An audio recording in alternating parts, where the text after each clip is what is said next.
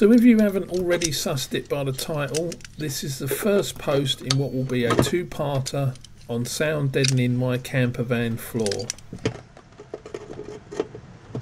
Here I am then, making a bit of a pig's ear of removing screws that probably haven't seen the light of day since the mid-80s.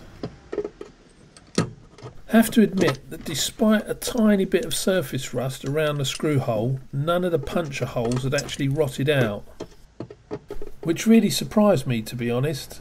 When planning a new floor, I decided to use glue rather than screw it down because I was so worried about rot.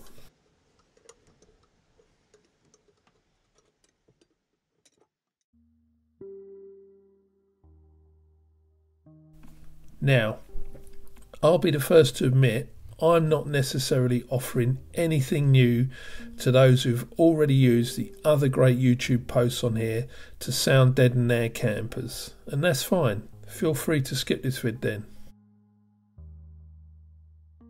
But for those of you still thinking about sound deadening your campers, then maybe, just maybe, I can build upon the other posts. That's because you'll see my initial thinking, then rethinking, the multiple products I use, my mistakes, and ultimately how I might be able to save you some money. Getting straight into it then, and as can be seen here, I've already covered half the van floor. Generally, as a rule of thumb, it's recommended you only need to cover half the surface you intend to sound deaden for great effect. Here though, I've only placed the sound deadening material in the lower channels because, as mentioned earlier, I intended to glue the new floor down. It just happened to work out 50-50 floor covering. So after looking into this whole sound deadening scene thing, I settled on one called Auto Mute, and they were really great. Initially, they also offered a free sample sheet so you could try before you buy sort of thing. Show me another company being that confident in their product. And it totally lived up to the blurb. It was a quality product that was great to use and really looked the business too. Because of limited funds, plus because I wasn't in a particular rush, but really it was down to funds mostly, I was buying a 10 sheet pack each month, which cost £14. The floor, as you see here, has taken 10 sheets, and that's another 10 sheet pack to finish off. Think I'm about 3 packs in when something is going down over at Auto Mute, with every item eventually being marked as sold out. Don't know about you, but I'm a fairly loyal customer, so despite there being a ton of other sound deadening suppliers to choose from, I decided to stick with Auto Mute, as they're probably just awaiting new stock or something. After a while of no change, I rattle off an email asking when they might have some more stock in. I receive a pretty blunt and straight to the point reply stating some fantastic lead time of something like 18 months. So much for Auto Mute then. So I turned to the internet once again in search of another supplier. Eventually I settle for one I find on eBay. From what I can make out, its HQ is in China, but it seems to have a base in Southampton. So delivery time shouldn't be an issue then. What really caught my eye about this company advertising on eBay was the fact that the product blurb was word for word the same as Auto Mute's. So I reasoned that they were either blatantly ripping off Auto Mute's product and description, or these were the exact same sheets that were also manufactured for Auto Mute, and that they simply had been labelled with a different logo.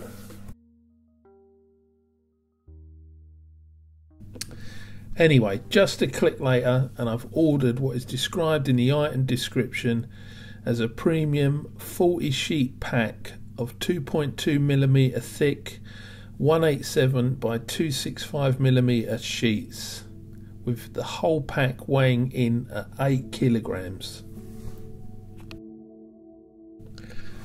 The pack is delivered promptly, so no problems there, but it quickly becomes apparent that despite having the same item description as Automute, these are not identical products like I thought they would be. Don't get me wrong, there's nothing inherently wrong with a product. It looks well made and everything. It's just there's a different feel, and I think it's mostly down to weight. Maybe this next bit may come across as a bit petty to some, and if you're happy for someone to get one over on you, then who am I to argue? But I could feel that these sheets were lacking just a bit, but I wanted to see by how much.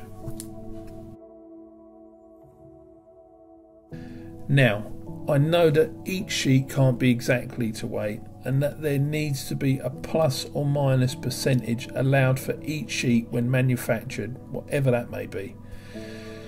But in order for this 40 sheet pack to weigh in around the 8 kilograms as advertised, each sheet must be around the 200 gram mark then.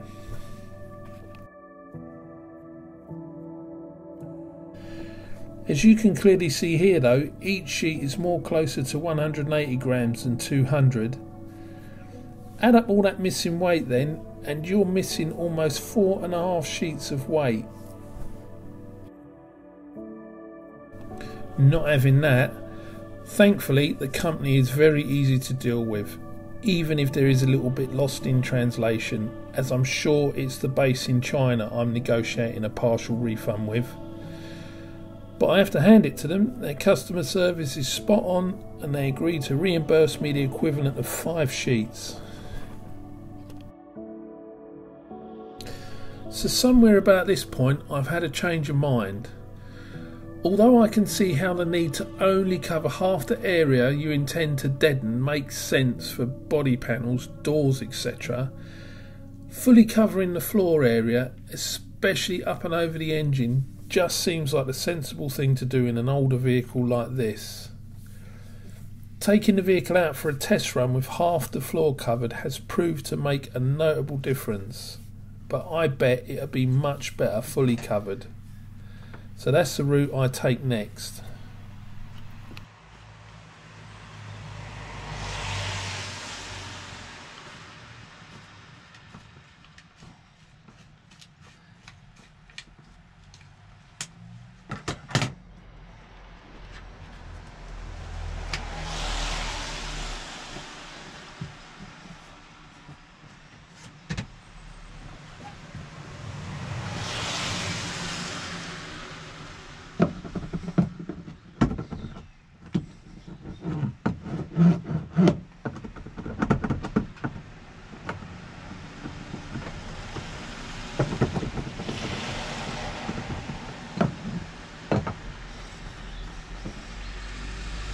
Well, I'm about halfway now, and I've got, let's have a count. 1, 2, 3, 4, 5, 6, 7, 8, 9 left.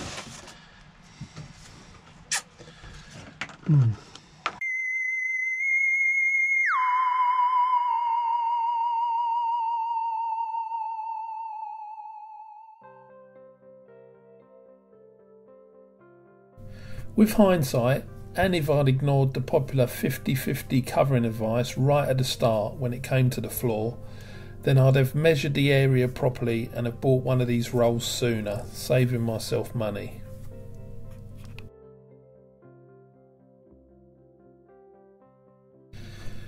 There's a lot of jiggery pokery when it comes to sound deadening material from what I can make out anyway. That's why there's so many sizes, thicknesses, quantities, etc. But this roll is the best value for money in my opinion.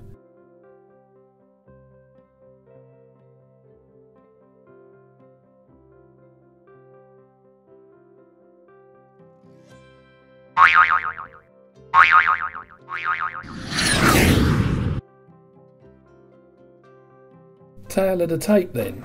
This roll is 2mm thick, 46cm wide and 7.5 meters long. Now, depending on which seller you choose, it does seem to be a problem agreeing just how much the same roll weighs, with between 13 and 16 kilograms being quoted. Unfortunately, I was unable to weigh my roll as I've only got food scales and they only go up to 5 kilograms, otherwise I would have. But I did ask a few questions before buying my roll, and one of those was weight, and I was quoted at just under 15 kilograms shipped. A quick search before going to press. It's late June just now while I'm recording this, and there's multiple sellers offering the same roll from as low as £36 to over 50. I think I paid £45 for mine.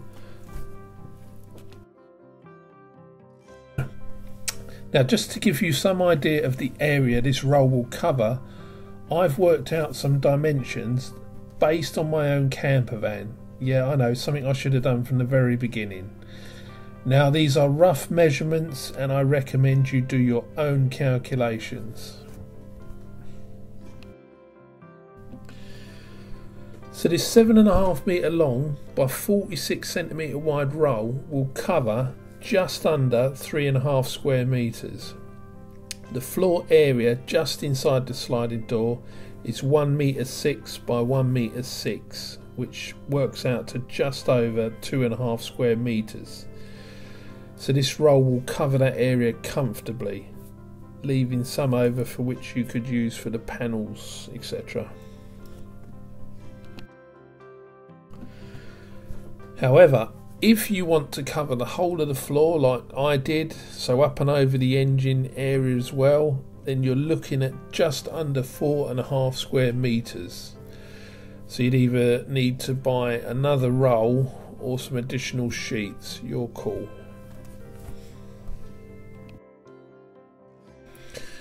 So there you have it. Ultimately, this roll turned out to be the all-round best quality and quantity for my particular budget, and one that I'd easily recommend to you.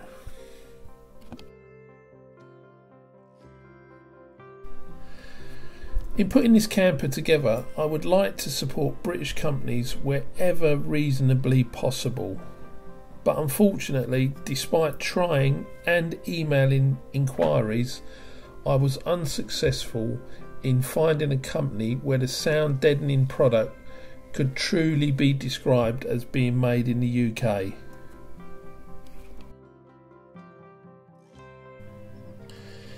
Here on in, the rest of this post will simply be me laying the sound deadening down. Usually I'd speed up this process by fast forwarding the footage, but because I want to be able to maybe look back at this project in all its glory at some point, I'm leaving it running in real time. So if that's not your thing, then feel free to hit the eject button.